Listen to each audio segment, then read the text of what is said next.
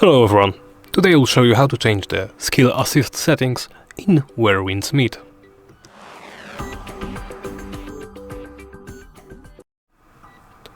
To change the skill assist settings, first open the main menu by pressing the escape button, then go into settings, right here. In settings, go into game settings, right here, and then go down to skill assist settings. Here you can toggle enhance target selection, skill approach,